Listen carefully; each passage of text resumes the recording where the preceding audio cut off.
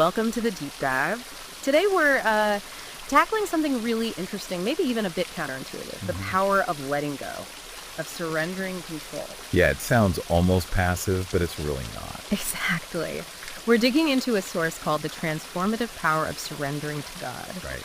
And our mission here is basically to figure out how releasing that, that need to control everything. That tight grip we have sometimes. Yeah, how that can actually bring about, peace, clarity, and maybe even better results. That's what the author experienced. Quite compelling. Okay, so let's unpack this. How can what feels like giving up actually make things better? Less anxiety.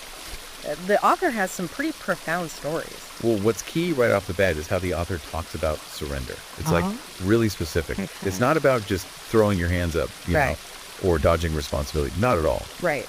It's framed as this active, mindful choice.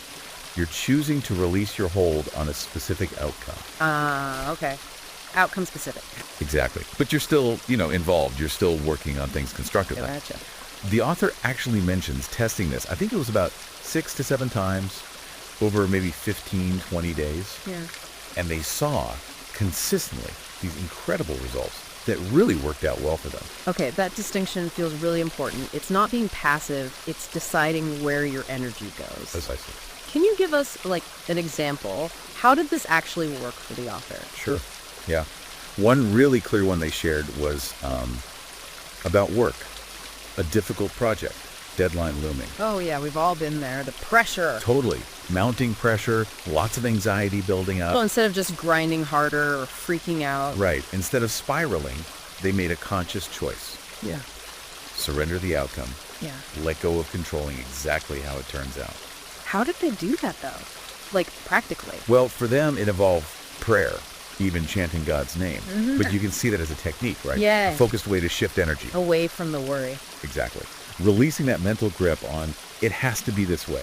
Okay, so what happened? And maybe more importantly, why did it work? What's the thinking behind it? Well, the outcome was actually great. Project went smoothly, got good feedback. Wow. And the why, the author suggests, is about freeing up your mental bandwidth. Ah, makes sense. By letting go of all that intense worry, the micromanaging thoughts. Yeah. You're not jamming the signal, basically. You're not blocking possibilities with your own stress. Right?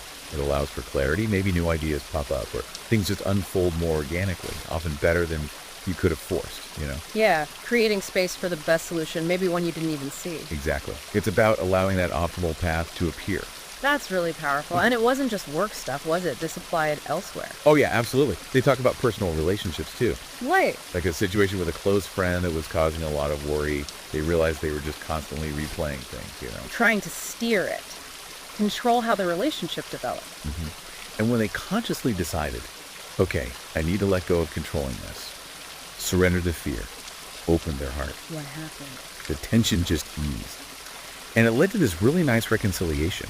It shows how releasing control can actually invite, more authentic connection. That's beautiful, actually. Yeah. And they even mention health stuff, worries about test results. Letting go of those specific fears helped manage the anxiety, and the outcomes ended up being reassuring. So it seems pretty universal in their experience? It does, yeah. So, wrapping this up then, what does this mean for you, listening? I think the core message here, from this source anyway, is that surrender, whether to God, a higher power, or just letting go of what's beyond your control, it's presented as this really profound act of trust, not weakness. Not at all. And it can clear out that mental clutter, cut down the anxiety, and kind of amazingly maybe lead to outcomes that really serve you better, or at least help you face challenges with more calm. Yeah, and the source really nudges you towards trying it out, applying it. So maybe connecting this to the bigger picture. A final thought could be this. What might it look like for you, maybe this week, to just pick one small thing, one little concern, or an outcome you feel you're trying to really tightly control, and just consciously practice letting it go. Not like giving up on it. No, exactly. Not giving up. Think of it more like an invitation for things to just unfold in their own time. And maybe, potentially, in a way that's even better, more beautiful than you could have planned or forced yourself. That's the idea. It's an experiment in trust, really.